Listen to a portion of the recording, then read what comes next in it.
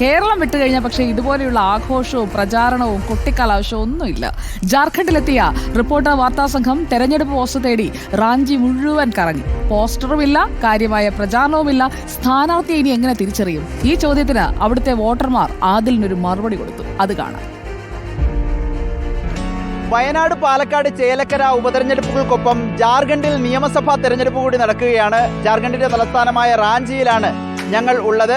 നാട്ടിലേതുപോലെയല്ല, ചില കൗതുക കാഴ്ചകൾ തെരഞ്ഞെടുപ്പ് പ്രചരണത്തിൽ ജാർഖണ്ഡിലുണ്ട്. അതൊന്ന് നമുക്ക് കണ്ടുവരാം.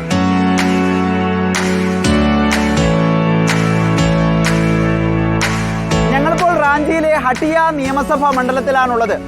ആദ്യഘട്ടത്തിൽ തെരഞ്ഞെടുപ്പ് നടക്കുന്ന മണ്ഡലമാണ്. പക്ഷേ സ്ഥാനാർത്ഥിയുടെ ചിത്രമോ പേരോ പതിച്ച ഒരൊറ്റ പോസ്റ്റർ പോലും ഞങ്ങൾ ഇവിടെ ഒന്നും കണ്ടില്ല. പോസ്റ്റർ അന്വേഷിച്ചിറങ്ങിയതാണ്. ചുവരുകളൊക്കെ ശൂന്യമാണ്. നിങ്ങൾക്കും കാണാം.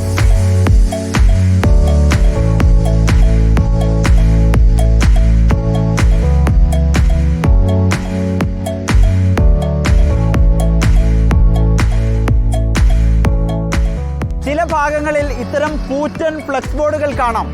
ജാർഖണ്ഡിൽ ഇതാണ് രാഷ്ട്രീയ പാർട്ടികളുടെ പ്രധാന തെരഞ്ഞെടുപ്പ് പരസ്യം.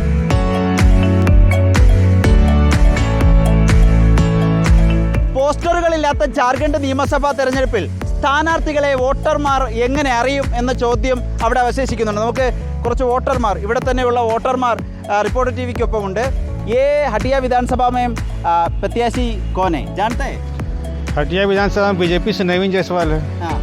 और कांग्रेस से अजय नाथ सहदेव। ये कैसे जानते हैं? पोस्टर भी नहीं इधर। हम लोग हैं तो जानते ना। कैसे जानते हैं? कैसे नहीं जानेंगे? प्रत्याशी हमारा तो हमको नहीं मालूम रहेगा। पूरा वोटर्स तो जानता ही है, सब यहाँ लोकल आदमी है ना, इसलिए सब कुछ जानता है। नवीन जायसवाल को भी जानता है, हेमंत सोरेन को भी जानता है, सब यहाँ तो लोकले है।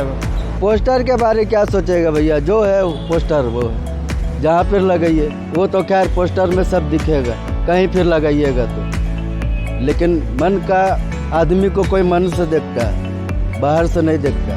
കേരളത്തെ അപേക്ഷിച്ച് ജാർഖണ്ഡിൽ തെരഞ്ഞെടുപ്പ് പ്രചരണ പരിപാടികളും വളരെ കുറവാണ്.